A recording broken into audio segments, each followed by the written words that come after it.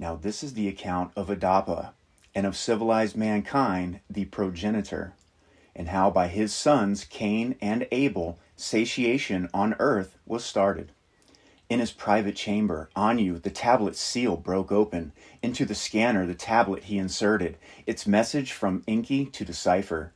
Adapa, by my seed to an earthling woman was born. So did the message from Enki say. Likewise was Titi by another earthling woman of my seed conceived. With wisdom and speech they are endowed. With Nibiru's long lifetime they are not. The bread of long living he should not eat.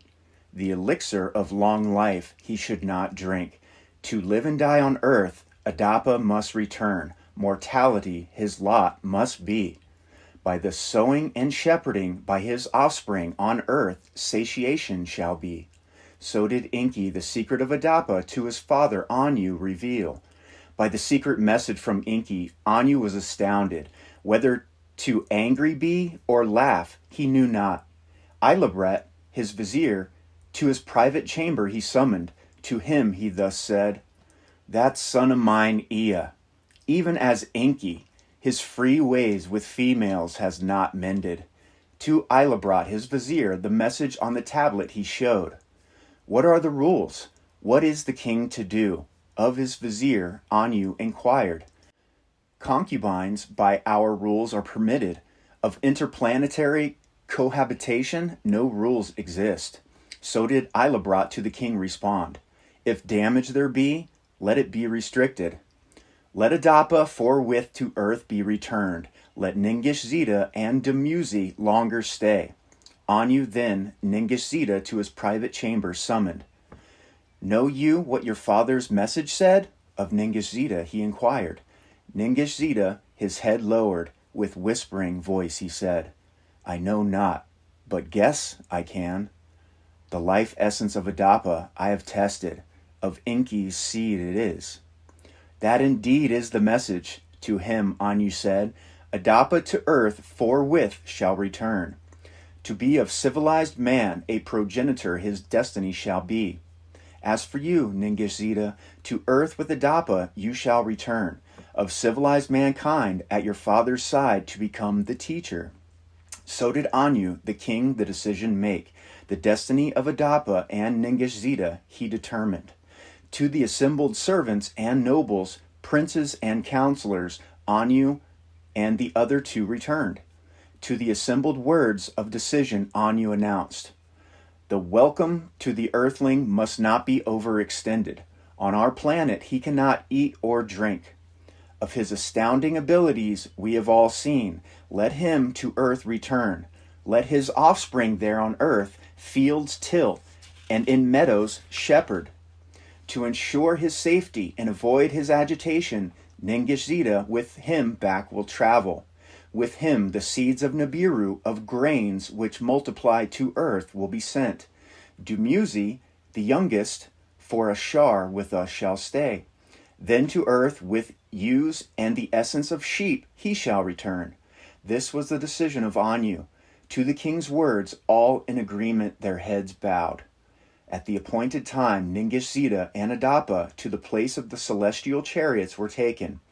Anu and Dumuzi, Ilabrat, and counselors, nobles, and heroes, to them farewell bade.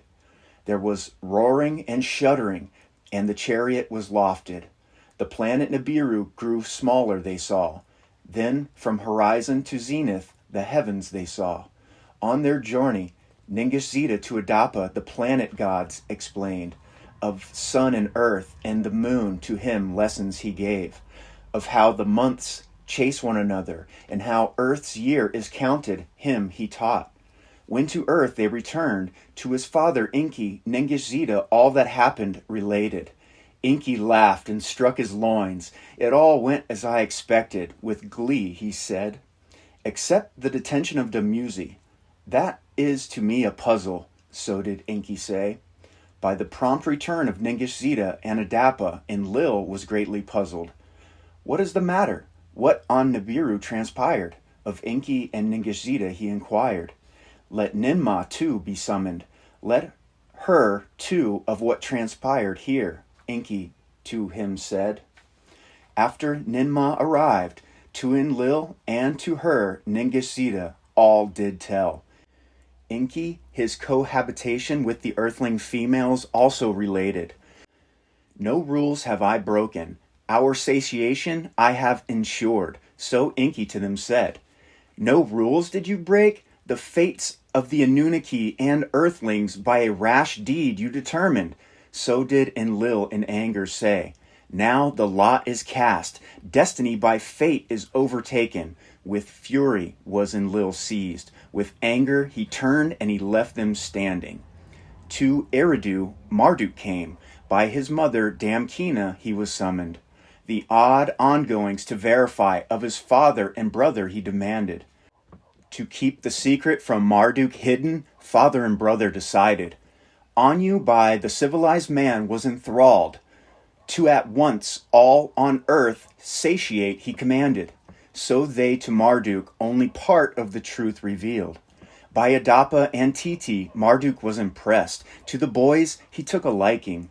While Ningish Adapa is instructing, let me the boys' teacher be. So did Marduk to his father Enki and to Enlil say, let Marduk teach one, let Ninurta teach the other.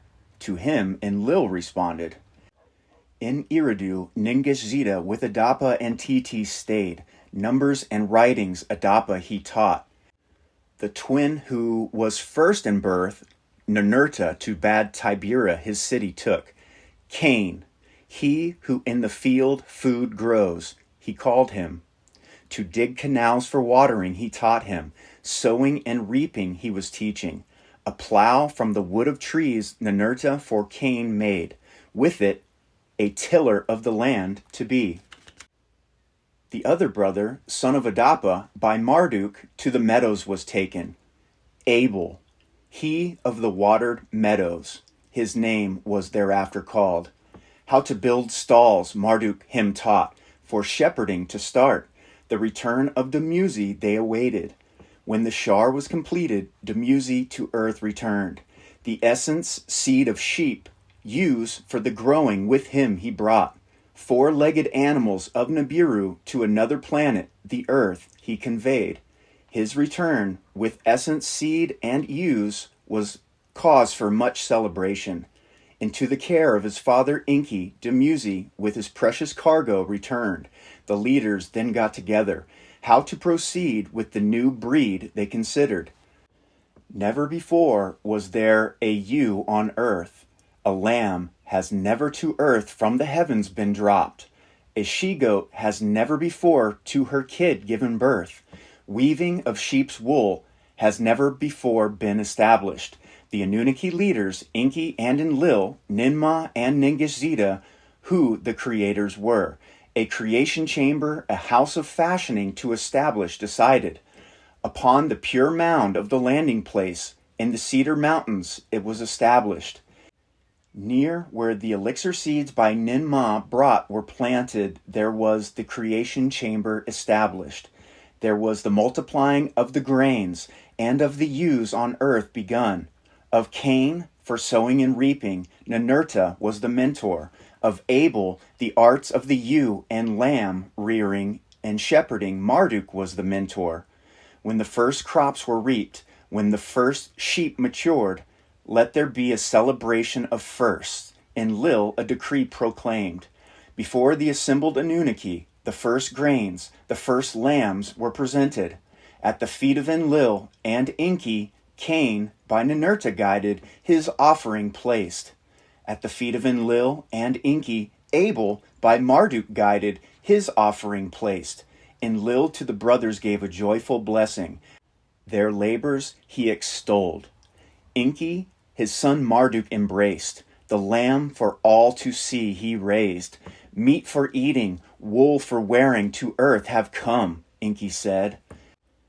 Now this is the account of the generations of Adapa and the killing of Abel by Cain, and what thereafter transpired. After the celebration of first was over, sullen was Cain's face. By the lack of Enki's blessing greatly he was aggrieved. As to their task, the brothers returned. Abel before his brother was boasting. I am the one who abundance brings, who the Anunnaki satiates, who gives strength to the heroes, who wool for their clothing provides. Cain, by his brother's words, was offended. To his boasting strongly he objected. It is I who the plains luxuriates, who furrows with grains makes heavy, in whose fields birds multiply, in whose canals fish become abundant.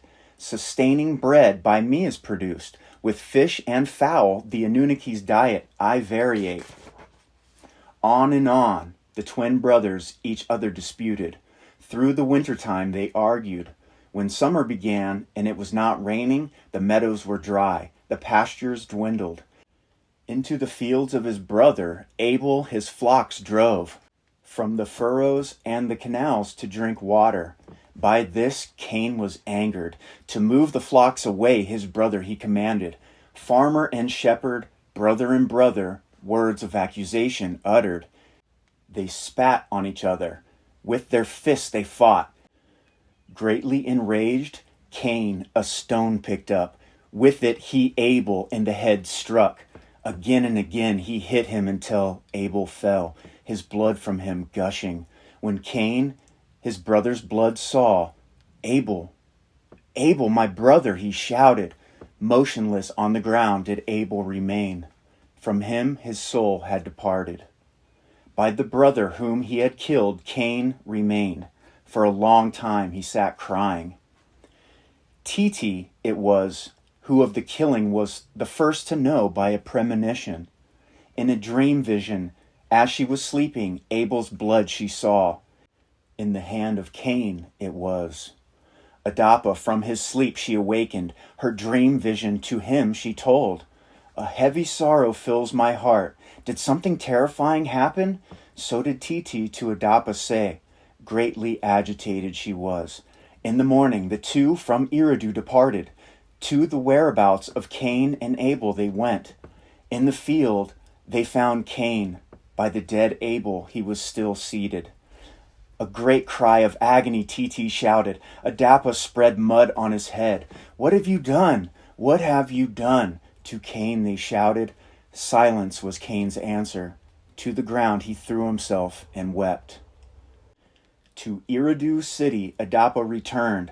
What had happened to the Lord Enki he told. With fury Enki Cain confronted. A curse you shall be, to him he said. From the Eden you must depart. Among Anunnaki and civilized earthlings you shall not stay.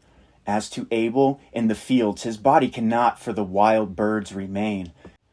As the Anunnaki custom is, he in a grave below a stone pile shall be buried. How Abel to bury Enki to Adapa and Titi showed, for the custom to them was not known. For 30 days and 30 nights was Abel by his parents mourned. To Eridu for judgment Cain was brought, the exile sentence to pronounce Enki wished. For his deed Cain himself must be slain. So did Marduk with anger say. Let the 7 who judge be assembled. So did Ninurta of Cain the mentor say. Whoever of such an assembling ever heard, Marduk shouted, that for one not from Nibiru Anunnaki leaders shall to judge be called. Is it not enough that one by Ninurta mentored, the one by me favored has killed? Is it not that Ninurta Anzu did vanquish, so did Cain against his brother rise? Like the fate of Anzu, Cain's fate should be, his life breath to be extinguished. So did Marduk in anger to Enki, Enlil, and Ninurta say. Ninurta by the words of Marduk was saddened. Silence, not words, his answer was. Let me with Marduk my son words in private have, to them Enki said. When in Enki's private chambers he and Marduk were, my son, to Marduk, Enki softly spoke, your agony is great. Let us not agony with agony compound. A secret that on my heart has heavenly emburdened, let me to you tell. Once upon a time, as by the river I strolled, 2 earthling maidens my fancy caught. By them from my seed were Adapa and Titi conceived. A new kind of earthling, a civilized man, by that upon the earth was brought. Whether they to procreate were able, our king Anu in doubt was. By the birth of Cain and Abel were Anu and the council on Nibiru convinced. A new phase of Anunnaki presence on this planet was welcomed and approved. Now that Abel has been slain, and if Cain too shall be extinguished, satiation to an end would come. Mutinies will be repeated. All that was achieved shall crumble. No wonder that to Abel a liking you took. The son of your half-brother he was. Now, on the other one, have pity. Let the line of Adapa survive. So did Enki with sadness a secret to Marduk his son reveal. By the revelation Marduk was at first astounded. Then by laughter he was overcome. Of your love-making prowess much to me was rumored.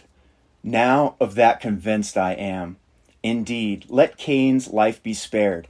To the ends of the earth let him be banished. So did Marduk from anger to laughter changing to his father say. In Eridu judgment upon Cain by Enki was pronounced. Eastward to the land of wandering for his evil deed Cain must depart. That his life must be spared, he and his generations shall be distinguished. By Ningish was the life essence of Cain altered, that his face a beard should not grow. Cain's life essence Ningish changed. With his sister Awan as a spouse, Cain from the Eden departed. To the land of wandering he set his course.